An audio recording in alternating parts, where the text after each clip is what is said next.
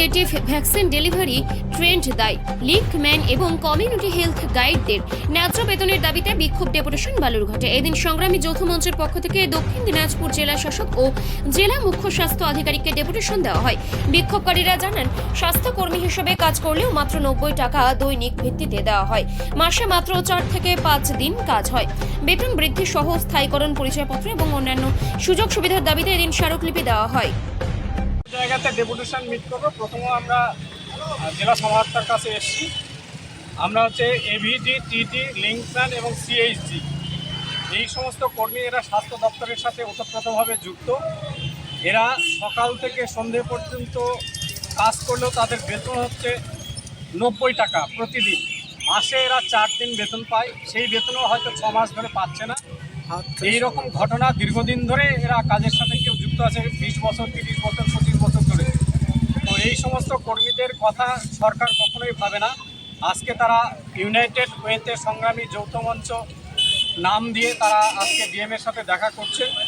এনাদের প্রথম যে দাবিটা হচ্ছে, সমস্ত কর্মীদের প্রতি মাসে বেতন মাসের প্রথম সপ্তাহে প্রদান করতে হবে, যাই সে বেতন পাক আর। 2 নম্বরে প্রতিটি কর্মীদের সচিত্র পরিচয়পত্র দিতে হবে। অবিলম্বে সমস্ত কর্মীদের স্থায়ীকরণ করতে হবে এবং ন্যূনতম যে বেতন কাঠামো গভর্নমেন্টের যেটা দেওয়া আছে সেটা 23,000 টাকা করতে হবে এবং অবসরকালীন তাদের হচ্ছে 5 লক্ষ টাকা বেতন প্রদান করতে হবে। এই 5টা দাবির ভিত্তিতে আমরা ডিএম সাহেবের সাথে এখন দেখা করব। ওনারা কি বলছেন, পরবর্তী পদক্ষেপ কী হচ্ছে, আমাদের আন্দোলনের রূপরেখা তার ভিত্তিতেই পরবর্তীকালে ঠিক করা হবে। আপনার নাম? আমার নাম বীরেন মহন্ত। এই সংগ্রামী যৌথ মঞ্চ যেটা গড়ে উঠেছে সেটার আহ্বায়ক। ওটা জিএসটির গাড়ি, ওটা জিএসটির গাড়ি।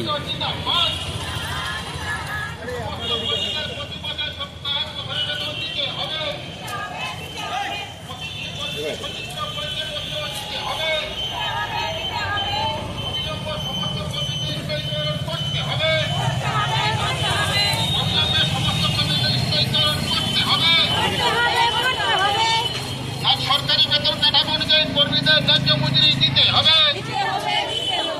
এবিডি, টিটি, লিঙ্কম্যান, সিএইচজি সংগ্রামী যৌথ মঞ্চ জিন্দাবাদ। ওটা জিএসটির গাড়ি, ওটা জিএসটির গাড়ি।